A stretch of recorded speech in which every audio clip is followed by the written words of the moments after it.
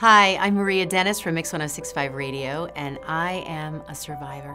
Hi, I'm Loriana Hernandez Aldama. I'm a former news anchor, I'm a journalist, and I am a survivor. My name is Jennifer Aparicio, and I'm employed with Verizon and on the side WNST, and I am a survivor.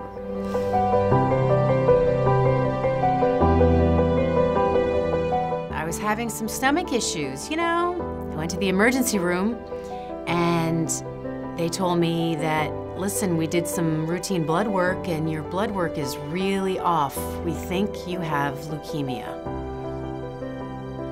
And I was shocked.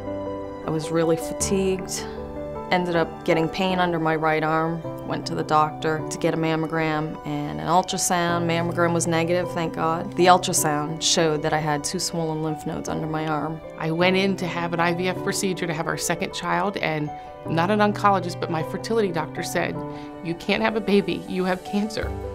And my world was shattered. March 12th, 2014, I was diagnosed. St. Patrick's Day, I received my first chemotherapy for acute lymphoblastic leukemia. Here's a box of masks, go pack an overnight bag, and go to the emergency room. So that's what we did, and I didn't go home for 42 days after that. You don't have time to say goodbye to your son, have your husband, take him to Atlanta to live with your family. We need all year with you. And I don't know if what people would do when you're told that, but your life stops. And you just think, especially when you have a child, is who's gonna raise him? What's gonna happen to him? What's gonna happen to me? Am I gonna see him ever again? And I hopped on that plane knowing that I had to fight not just for me, but for my son. They took about 17 vials of blood my first night until 2 in the morning. And then I got a port put in after that. And then that Saturday, 2 days after I was admitted, I started chemo.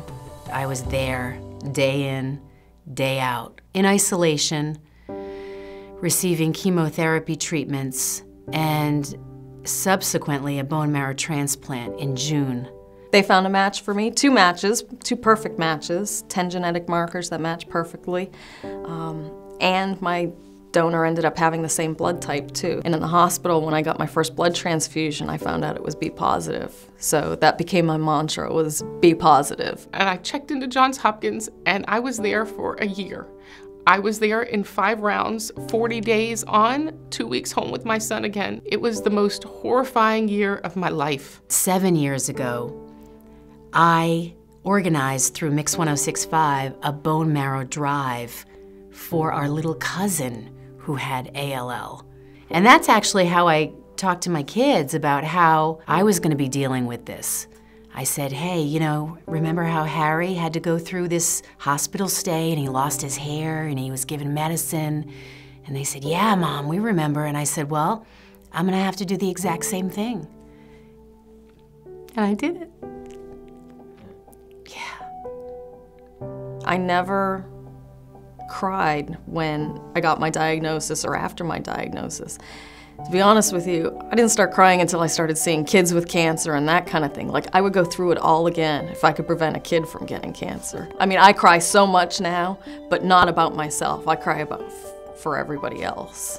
And the roller coaster of emotions. First you just go, I had to tune out my son.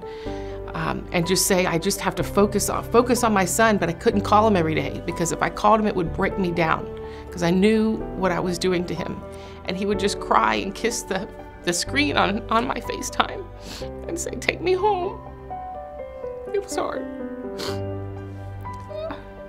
And then, you know, you see, my husband's a strong man, but you see him break. And he would walk into the hospital room every night and just bow his head and kiss me and go to sleep. Because he just, it was so hard on him that you feel guilty. Leukemia has changed me.